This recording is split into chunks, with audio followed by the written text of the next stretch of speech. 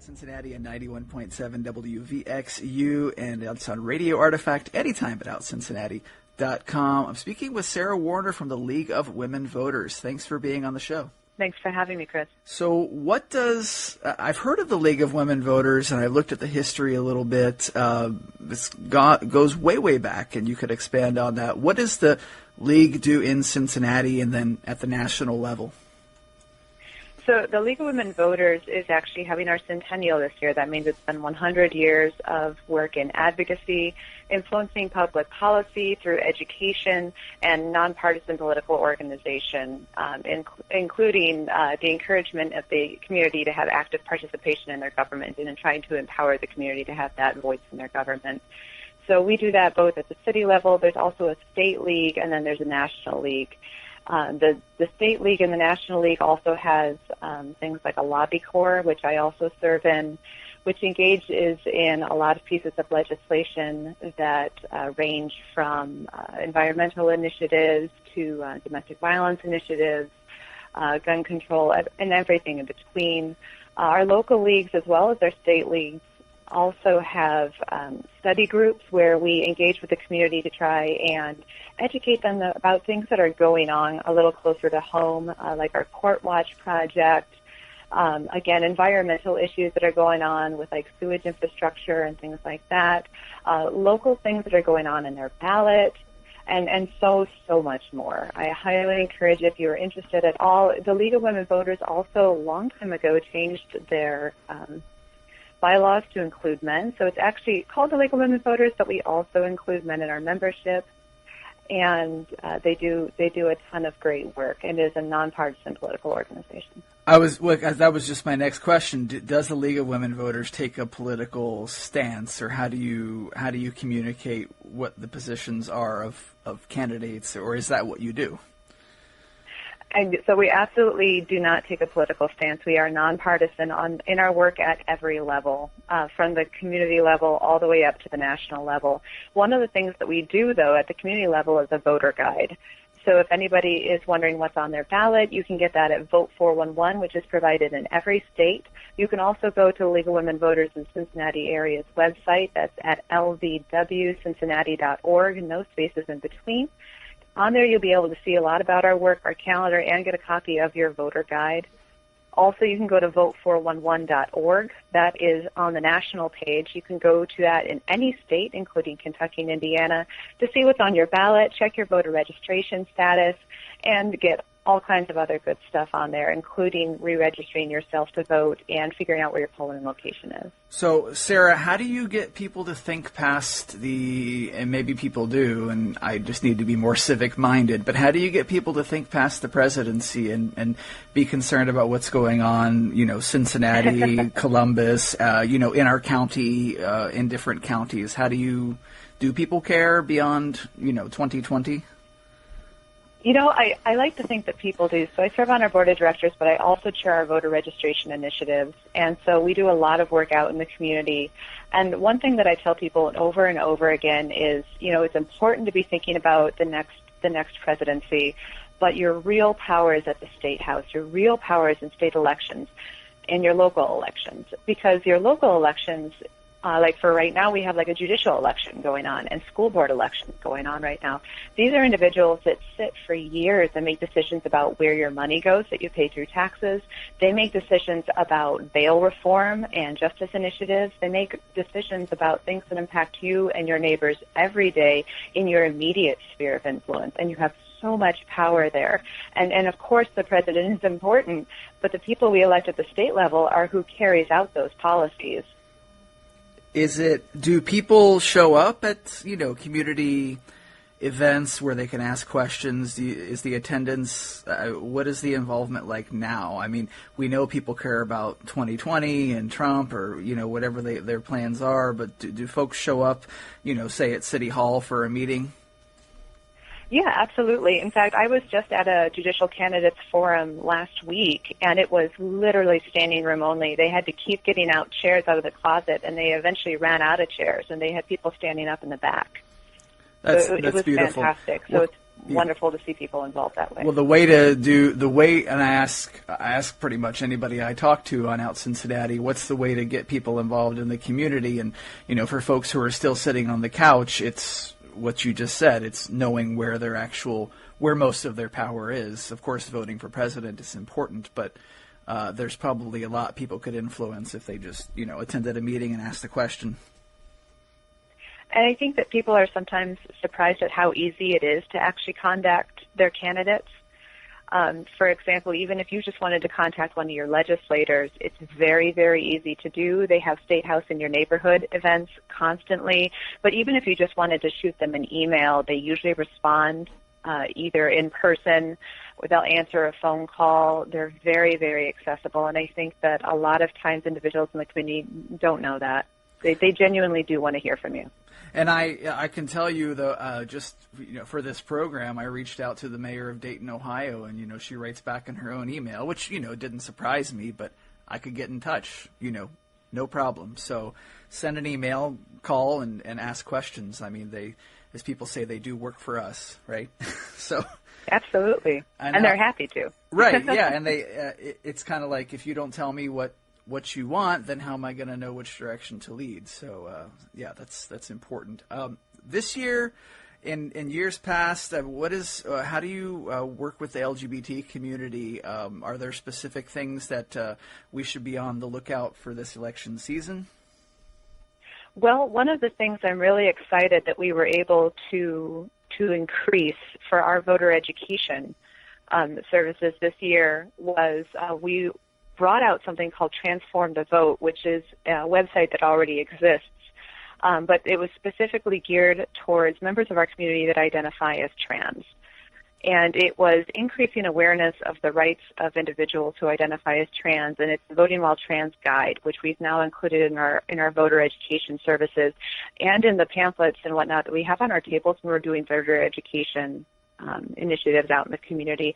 So it includes things like your checklist before Election Day, which is how to check the registration status and the types of ID that you need to bring, as well as when you appear at the polls, if you have a problem at the polls, what you can do to avoid having to vote via provisional ballot. It even includes the National Election Protection Hotline, which is 866-687-8683, which can help you make sure that your ballot is counted if you feel in any way that your rights were stepped upon as an American citizen when you were trying to vote. And so you can call that number the day of, the week before, and check. In addition to that, how do you just say I'm sitting in Warren County and Ohio, and I haven't voted in 7 years, where can I go without getting added to some email list or something to find out what my actual status is and the quickest way to register? Well, there's a lot of different ways you can register to vote. Most of them will not actually add you to an email list. If you want to go directly to the horse's mouth, as it were, you can go to the Secretary of State's page. One of the quick ways to get there is voteohio.gov. Again, no spaces there. That's going to take you directly to the Secretary of State's page. That's going to take you how to register to vote, change your address, check your voter registration, your voter eligibility and residency requirements. Again, you can also go to vote411.org. That will do the same thing. It'll show you your polling location, allow you to check your voter registration status, and allow you to register to vote. I should point out at this point, though, Chris, that we are past the voter registration deadline for the immediate election. It's never too late to register to vote, but we are past the current voter registration deadline. Yeah, I thought I saw something. I knew as I was saying that there was something. We passed some, but then I thought still important to ask. But no, but that's yeah. It's always good to get to that website and see. You missed this one, which is. That feel bad for 2 seconds and then come out in November. Right, and then make sure you're set for next time. And I know that it's very simple, and with voteohio.gov, that's kind of a one stop. It takes you to the right spot, because every election season we get a new website or a new guide, and it's important to know what's. I also want to point out that right now we are doing early in-person voting. So you can go down to your polling location, which is not going to be your normal polling location. It's actually going to be down at the Board of Elections right now. If you want to vote early and in person, I've already voted early and in person, and there are absolutely no lines. There's no waiting right now if you want to vote early. Is there, for voting early, is there a special place to sign up in advance, or you just show up as long as your name's on the roll? You can show up. As long as you're registered to vote, all you do is show up. It works the same way as voting at your polling location does. You just do it down at the Board of Elections. Also, if you have an absentee card, if you're going to be voting absentee, the deadline for that is November the 4th. And I've done that before where I voted and it's not been election day. You just never know what, especially since it's not a holiday yet and most of us aren't off.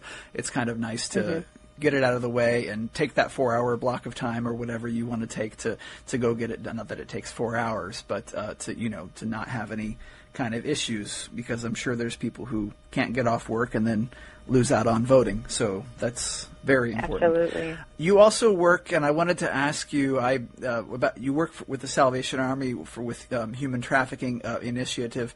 I guess my first question on that is how do people know when they're witnessing human trafficking? Because I've seen stupid posts in neighborhood groups on Facebook. Oh, I think I saw some human trafficking at Kroger on the way home tonight, and I'm just thinking that kind of sounds silly on its face, but how do we know? I actually get that question a lot. So my role with the Human Trafficking Organization at Salvation Army is that I work in legislation and policy concerning human trafficking. I also chair the legislation and policy committee for the Human Trafficking Coalition here in Southwest Ohio, Northern Kentucky. I always tell individuals when they ask me that there is a huge difference between smuggling and trafficking and exploitation and trafficking and kidnapping and trafficking. And it's important to understand those differences. Also, I tell individuals that if you see something you think is suspicious, the best thing to do, if you're not sure, is to call the National Human Trafficking Hotline. That number is 1-888-373-7888. So if you're if you're in Kroger and you see, or wherever, and you see something strange, it's you're not going to get in trouble for not knowing and for calling that number. No. So what happens when you call that number is there are individuals that are trained in handling those types of calls. They're going to ask you some follow-up questions. If you choose not to have them take your name or your information, that's absolutely fine. If you don't want anyone to follow up with you afterwards, that's also absolutely fine. What happens is they're going to ask you a couple of other questions so that they can try to understand the situation a little bit better. If they think it's a situation where police need to be deployed, they will, so that you do not interact with the situation directly. I often tell people to call the hotline if they're not sure what they're looking at, because there are experts that are going to know a little bit better than you do what to do in that situation, and they will give you some instruction there. You do not get in trouble for calling the hotline.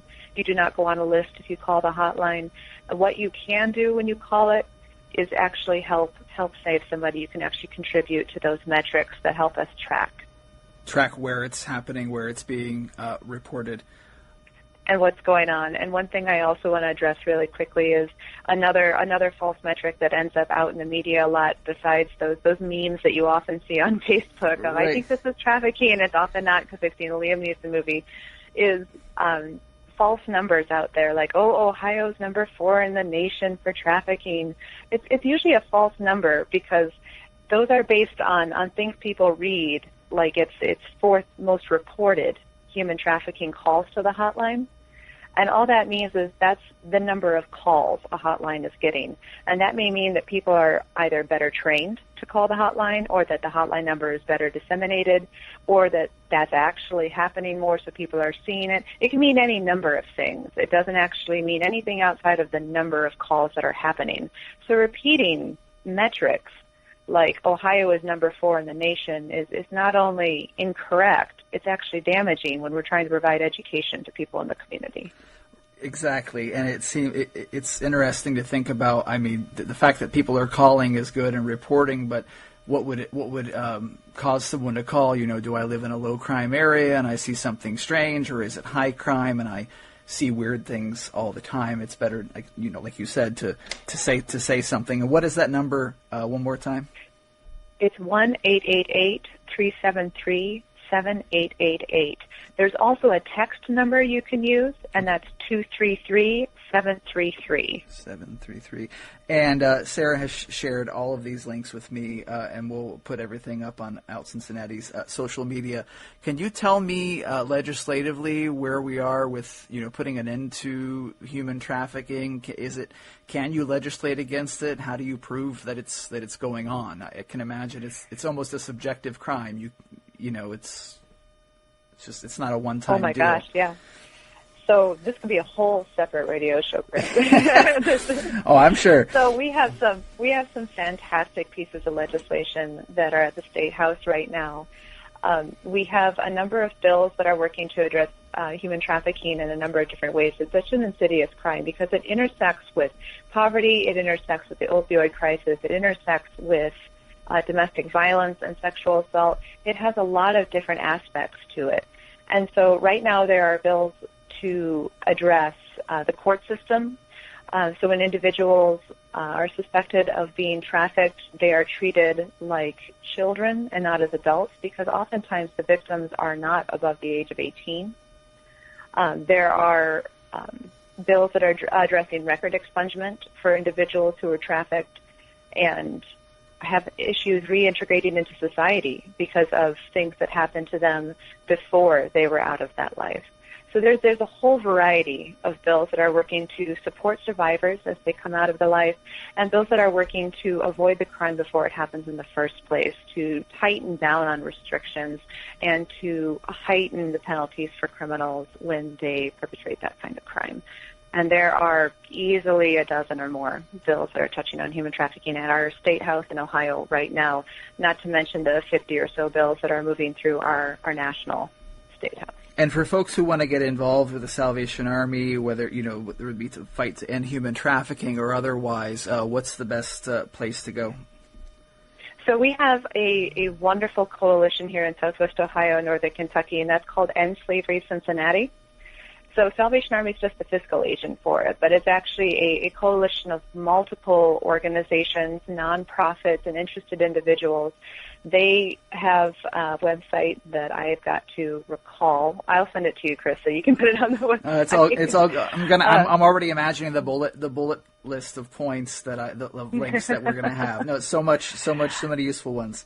But the organization is called End Slavery Cincinnati, and we've got a bunch of different committees. We do trainings on human trafficking. We have guest speakers that come, and it's a meeting of the minds from all sorts of different stakeholders in the community that are all working together to fight human trafficking in the area. Everybody is welcome. We do encourage you to come and join the longer table. And there are volunteer opportunities with the League of Women Voters as well, lwvcincinnati.org. I want to ask you, and I asked you this off the phone about kind of this disinformation we're looking at as far as when you see a news article, how do you know what's true, what the official position is? And it doesn't seem like something that was happening 4 or 5 years ago during another election. We don't know who's meddling in what, and using that word. How do you know what's real? Is it just simple fact-checking? So there's a couple of ways that you can try to get a better rounded story. I hesitate to tell people what's real in this day and age, but one way that you can work on getting a better rounded story is to stay away from news outlets that you know are biased. We know that there are some news outlets that lean more towards the right or the left, and there are some news outlets that still remain in the center. So you were able to do your own research on that. There are plenty of infographics that exist like that. But another way to do that is actually just to get your information from multiple sources. You can read multiple news stories and gain a better rounded picture from reading the same news story from a couple of places. That may seem a little redundant, but you also may gain a lot of extra information doing that way. So that's usually what I have to tell people in today's day and age. But it can be as simple as I see this article, I'm going to go ahead and Google that's what I do. I Google the title of an article to see, if it's other places and read other takes on it. I often will also look for an international source. So if I read it in, for example, the New York Times, I may also just really quickly find it in BBC as well. Oh, that's kind of to protect yourself, to figure out what, and of course the voter guide, which I've looked at. And what I love about the voter guide, and you can kind of tell me, it is in the candidate's own words, not edited in any way. That's correct. We do not correct their spelling, and if they go over our word count, we just cut them off. Well, you just hopefully it's in a good spot for them, and no, I mean that's wonderful. And the voter guide is at the website lwvcincinnati.org. Thank you, Sarah, from the League of Women Voters. And where the quickest way to check your status as far as am I registered is vote411.org, or you can go to voteohio.gov. Cool. It depends on which state you live in. Okay, awesome. Thank you, Sarah, so much. Thank you for having me.